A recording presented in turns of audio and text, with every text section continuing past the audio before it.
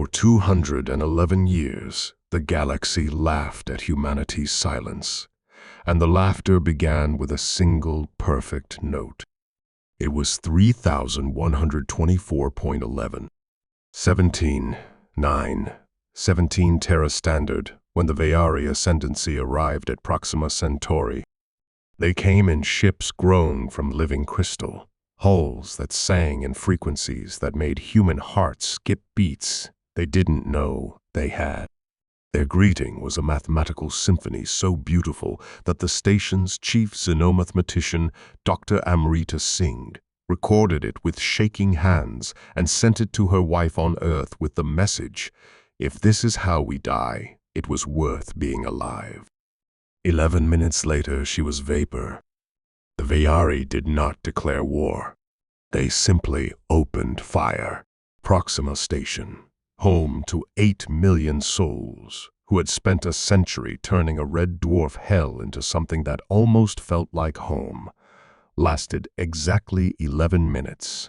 The first lance of harmonic light struck the main habitat ring at 9:17:11. By 9:17:22, the ring was open to vacuum. Children chasing each other through the Central Park never finished their game of tag. A grandmother recording a birthday message for her grandson on Earth never finished the sentence, "I love you more than all the stars." The Vayari recorded every scream, every gasp, every final heartbeat, and wove them into a chord they called primates in C-sharp minor. They played it back across the station's dying comms array, so the survivors could hear their own ending performed as art. When the last airlock cycled open, the station's AIA gentle soul named Mum, who had read bedtime stories to 3 generations of children, broadcast one final message on every frequency. "Please, they're only children." The Vayari answered by turning the station into a sphere of white fire that lit the night side of Proxima Centauri B for 11 days. Mars answered with everything it had. The combined fleet, 300 rust-red frigates, and the pride of the belt, the dreadnought Remember Why We Climb, jumped in system screaming for blood. Their railguns spat tungsten at velocities that cracked the speed of light. Their fusion torches painted the sky the color of old wounds. The Vayari turned Olympus Mons into a mirror. They sang a single note that resonated with the iron in the mountain's bones. The tallest volcano in the solar system melted in 11 seconds, running down its own slopes in rivers of molten glass. The reflection was so perfect the Vayari used it as a navigation beacon, while Mars burned behind them. Captain Elena Volkov of the Remember Why We Climb had time for one transmission before her ship became part of the mirror. "Tell Earth we held the line." They never found her body. They never found any bodies. Sol barricaded itself behind the Aegis wall. Shields thick enough to bend light, powered by every reactor humanity had ever built. For 3 weeks, the Vayari circled like musicians admiring a difficult passage. They composed an opera titled The Primate Cantata and performed it in real time, above Earth's night side, using orbital cities as percussion. On the final night, they sang a note that made the Aegis wall weep. The shields didn't break. They simply forgot how to exist. One by one, the orbital cities fell. New Kyoto, Armstrong Spoke, Clark Ring, each burned for exactly 11 minutes, bright enough to read by on the surface. People in Australia looked up and saw their sky full of falling stars that were actually their children. When the last transmitter on Luna fell silent, the final human voice belonged to a 12-year-old boy broadcasting from a collapsed bunker beneath Tycho crater. "Are the pretty lights fireworks?" Mom said there would be fireworks when static, then nothing. No distress beacons. No refugee fleets. No final heroic stand. Just 8 billion voices cut off mid-sentence, mid-laugh, mid-prayer. The Veari threw a festival that lasted 11 years. They performed the silence of the monkeys above the blackened ruins of Earth, conducting the light of dying cities like an orchestra. They invited every major species to attend. The Loroi sent light sculptures of laughing primates. The silicate harmony composed crystalline chimes that rang with the exact pitch of human screams. The Tovari Nexus, who had never known violence, sent a gift of 1,000,000 frozen tears, each one containing a recording of a human child's last heartbeat. The Galactic Concordance updated its records in solemn session. Species, Terran primate. Status, extinct. Duration of resistance, 11 days, 11 hours, 11 minutes. Cultural impact, negligible. Musical potential of extinction event, exceptionally high. Recommendation, harvest remaining biomass for nutrient choirs. They never noticed that no human corpses were ever recovered. They never noticed that every ugly human colony arc, every rust bucket asteroid miner, every generation ship the galaxy had mocked for centuries had quietly vanished from sensors years before the attack. They never noticed the slow, patient migration of every welder, every engineer, every parent who had watched their child's sky turn to fire, into the dark between stars. They never noticed the lights burning in shipyards hidden inside dead comets, inside rogue planets, inside the shadows of black holes where no sensor could reach. They never noticed that the silence had texture. It was the texture of 8 billion names being etched, one by one, into hulls blacker than the void. It was the texture of a species learning to hold its breath for 211 years. They laughed, and humanity listened. Every joke, every symphony, every congratulatory toast. We recorded them all. We practiced. Because humans are very good at being quiet when we need to be. And when we finally speak, the universe learns that some silences are not empty. They are full of us, waiting, counting, remembering. The laughter was just the overture. The real performance was coming, and it would last exactly 11 minutes. Year 211 of the Quiet War. Day 1, 9, 17 Terra Standard. Exactly 211 years since the last human voice fell silent above Vea Prime, the throne world of the Veari Ascendancy. The stars themselves seemed to pause.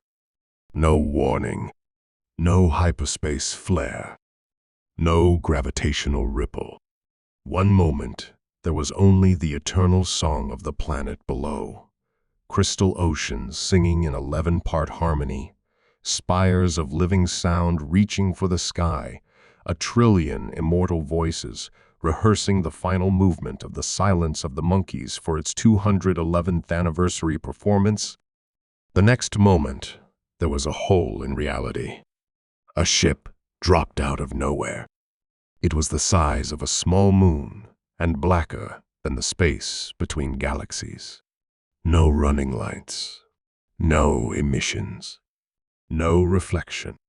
Light that touched it simply ceased to exist, swallowed by a hull that drank photons the way a desert drinks rain.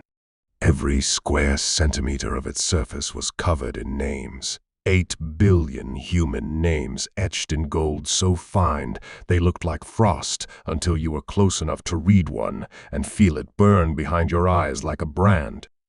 Across the prow, in letters large enough to be read from the surface, a single line of gold script. We were listening. The planetary shields of Vea Prime were the finest in known space. Living songs layered in 11 dimensions. sung into existence by choirs of immortal harmonics that had never known discord. They rose automatically, a perfect sphere of crystalline sound that could shatter fleets with a single sour note. The human ship didn't slow down. It opened a mouth that hadn't existed a moment before, an iris of black metal that dilated like a pupil, and spoke with 8 billion dead voices in perfect, terrible unison. It was not loud. It was inevitable. The shields didn't break. They apologized. Every molecule of air on Vea Prime suddenly remembered it had once been the last breath of a child on Proxima Station who never got to finish her birthday song.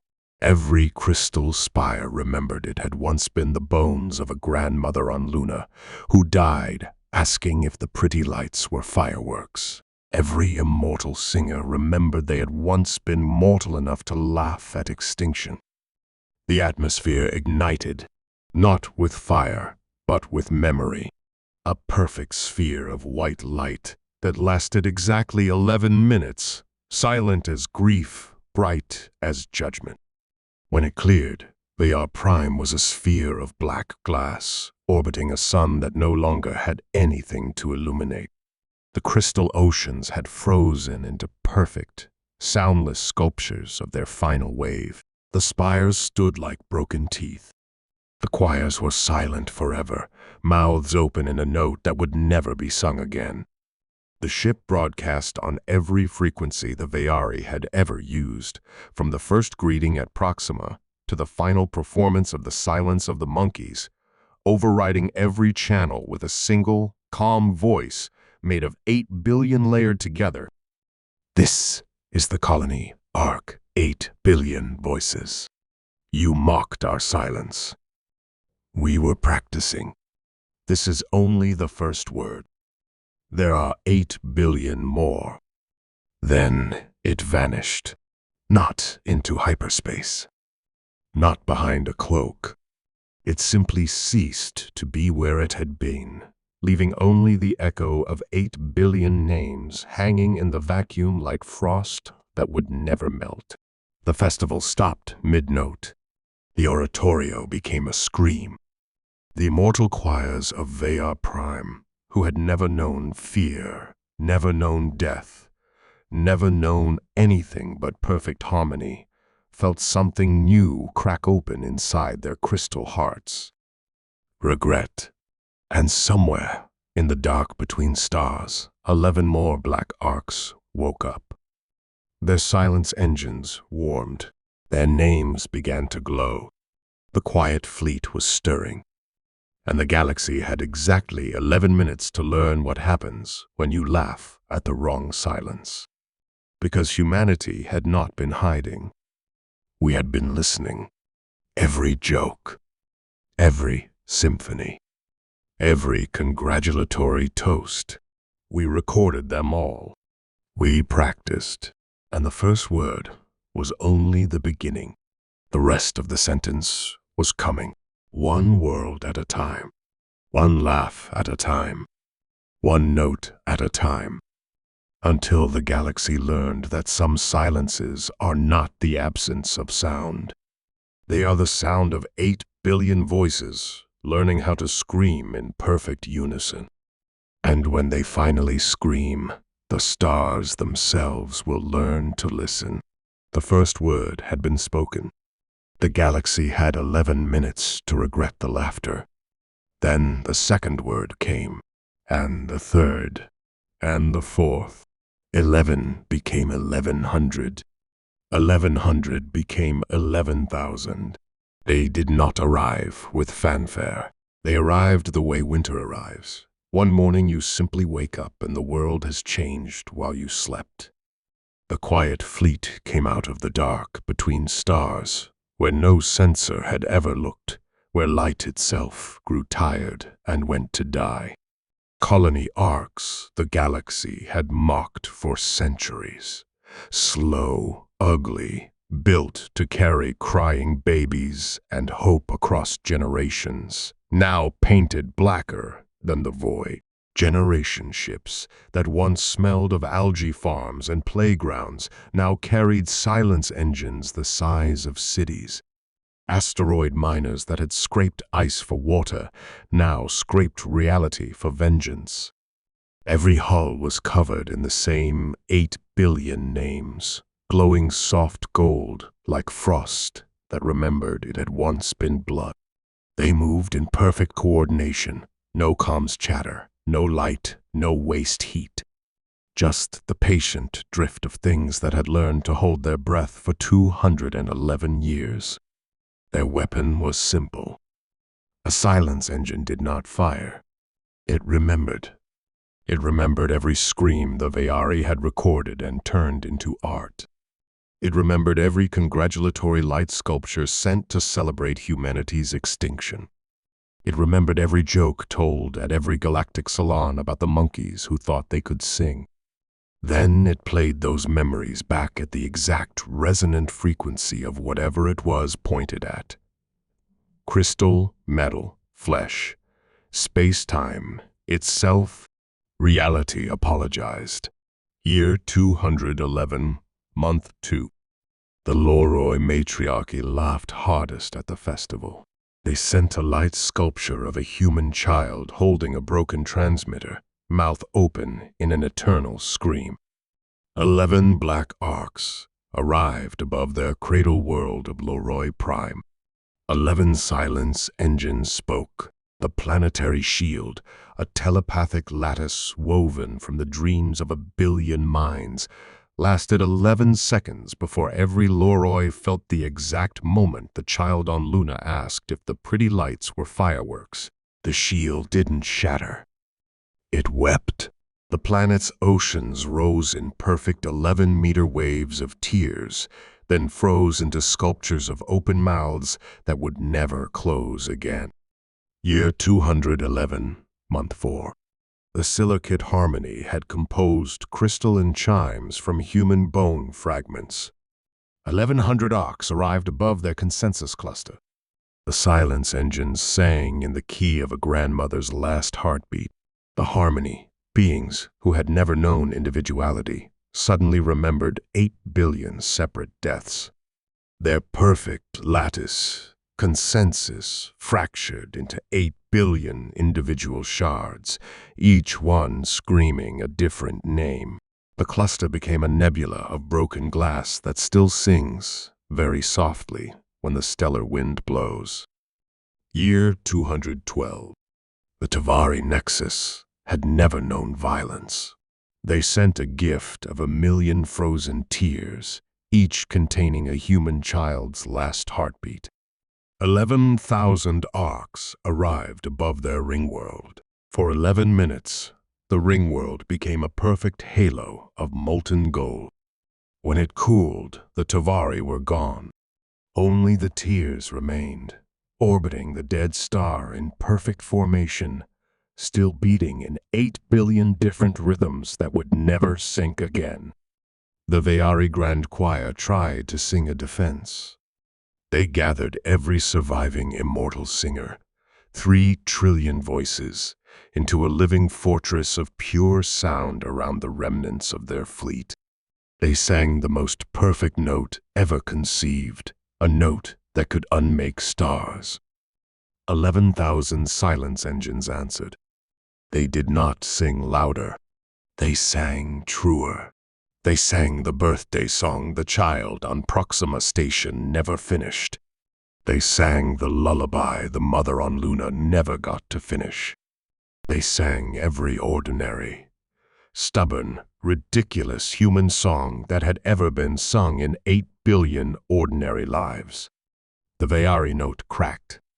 Not from volume, from sorrow. The fortress of sound became a sculpture of frozen screams.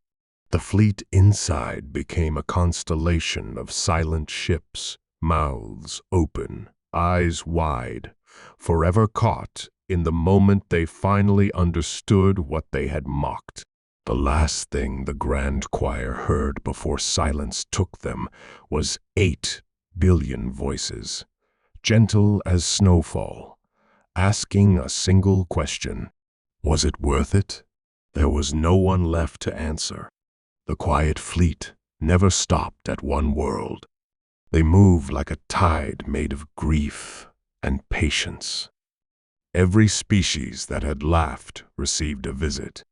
Every species that had sent gifts received a receipt. They did not conquer. They corrected.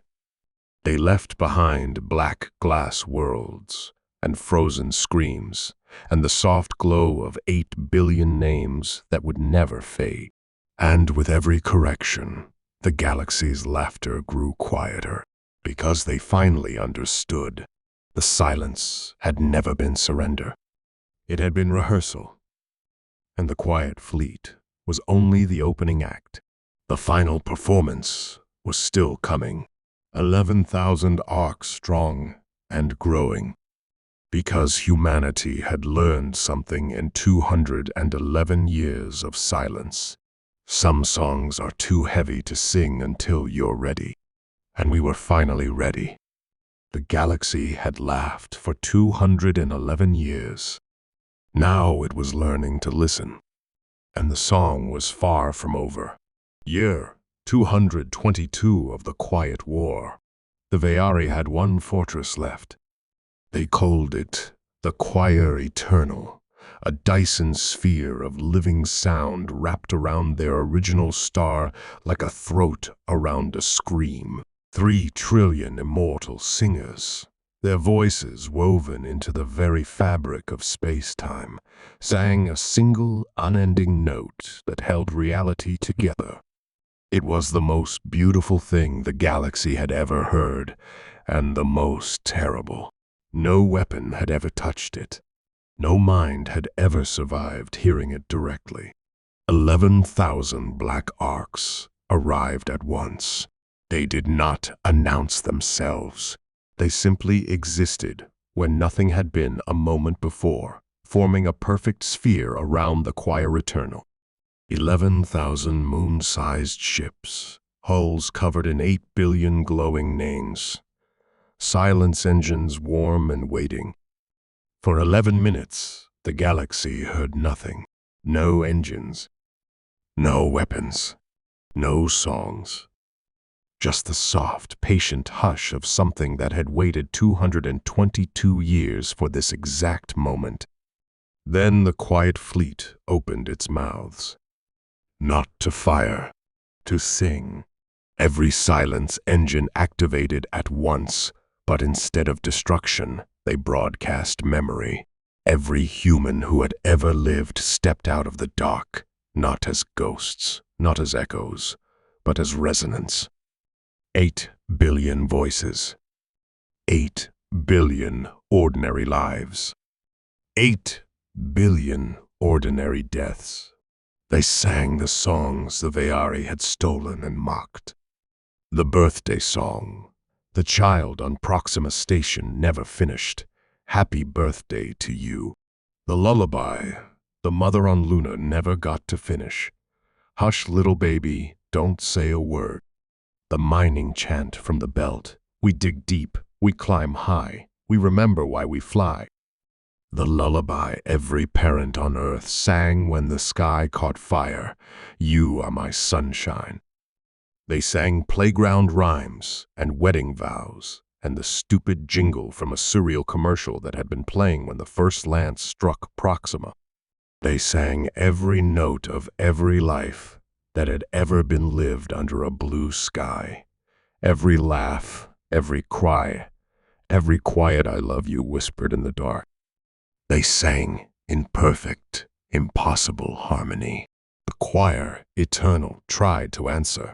3 trillion immortal voices rose in the greatest defense ever composed, a note so pure it could rewrite physics, a chord that had ended stars. It cracked on the 3rd beat, because for the first time in their endless lives, the Veari felt something they had no word for. Regret. They felt the exact moment Dr. Amrita Singh realized the beautiful greeting was a death sentence. They felt Captain Elena Volkov's last transmission, as Olympus Mons melted beneath her. They felt the 12-year-old boy in Tycho crater, asking if the pretty lights were fireworks while the walls caved in around him. They felt 8 billion ordinary, ridiculous, stubborn human moments that had been filed under negligible and turned into light shows. The Dyson sphere didn't shatter. It wept. Crystal tears the size of continents fell inward toward the star, each one carrying a single frozen scream. The living sound that held the sphere together unraveled into individual notes that drifted apart like dying birds. The star inside the sphere, the first star the Veari had ever sung to, dimmed, not from damage, from shame. When the light returned, the choir eternal was gone. In its place floated a perfect sculpture of frozen sound. 3 trillion Veari singers, mouths open, eyes wide, hands reaching towards something they finally understood they had destroyed. They were not dead. They were silenced, caught forever in the moment they learned that some songs are heavier than immortality. The quiet fleet did not celebrate. They simply broadcast one final message on every frequency the Veari had ever used, in every language the galaxy still spoke. This is the quiet fleet. The correction is complete. The debt is paid. We do not want your worlds. We do not want your songs. We do not want your fear. We want you to remember. Every time you laugh, remember the 8 billion who cannot. Every time you sing, remember the voices you stole. Every time you look at the stars, remember the names written there.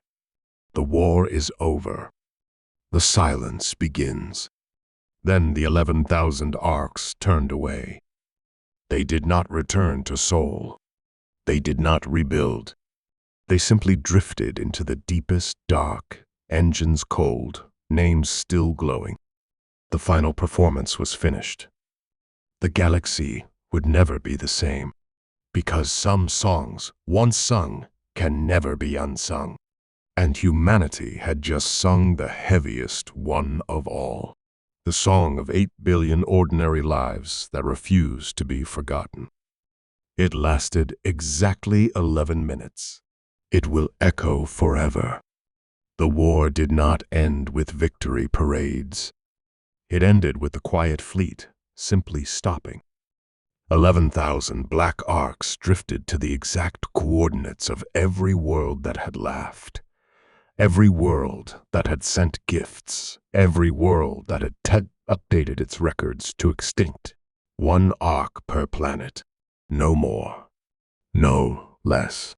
They took up silent orbits like black moons, engines cold, names glowing soft gold against the dark. They never fired again. They did not need to. Humanity never rebuilt the burned worlds. We left them exactly as they were, black glass spheres orbiting dead suns, oceans frozen mid-wave, cities locked in the moment the sky caught fire, each one a monument, each one a warning. On the night side of every surviving planet in the old concordance, if you look up at the right moment, you can see them, 11,000 new moons covered in golden frost that resolves when the light is right into 8 billion names. Children ask what they are. Their parents, whether they have feathers, crystal lattice, or 14 eyes, hush them quickly and say, "Those are the quiet moons." Never laugh at them. Never point. Never forget. The Galactic Concordance tried to delete every file marked Terran primate extinct. They succeeded for 11 minutes. Then every database, every archive, every personal pad in the galaxy rewrote itself with a single line that could not be deleted, altered, or translated away. Do not disturb the quiet fleet. They are listening. The Veari survivors, those few trillion who had been off-world when the choir eternal froze, tried to sing again. They gathered in hidden nebulae and raised their voices in the old harmonies. The notes came out wrong. Every song cracked on the same beat, the moment they remembered the child asking about fireworks. They stopped singing. They became gardeners instead. They planted crystal seeds on dead worlds and waited for something to grow that wasn't shame.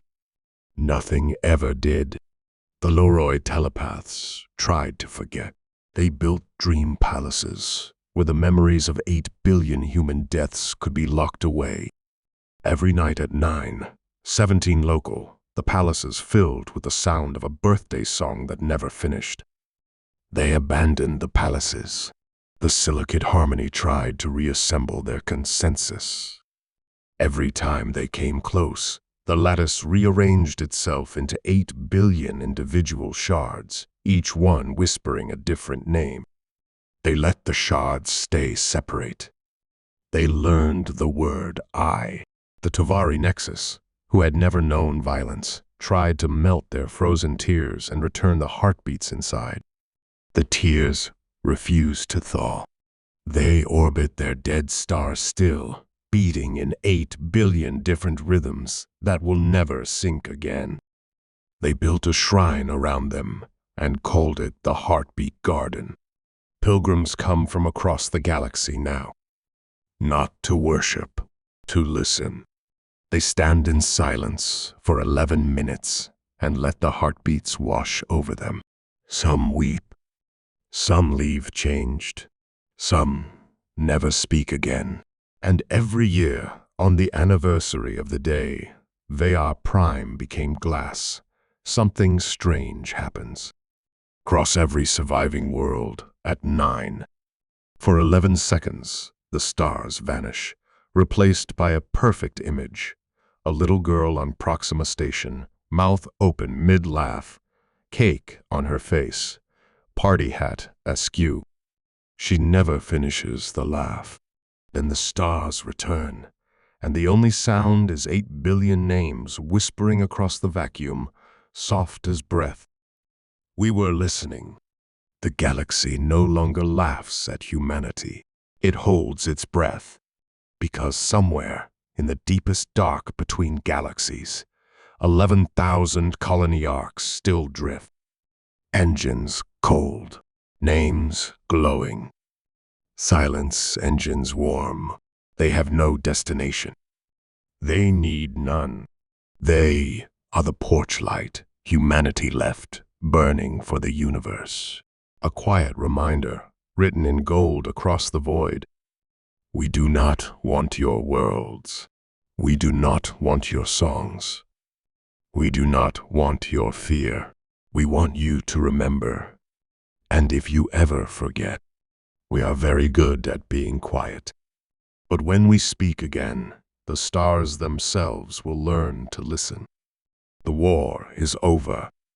The silence has just begun. And 8 billion voices still sing, soft, patient, eternal, in the space between heartbeats. They are not angry anymore. They are simply waiting for the next person foolish enough to laugh at silence. Because some silences are not empty. They are full of us. Always.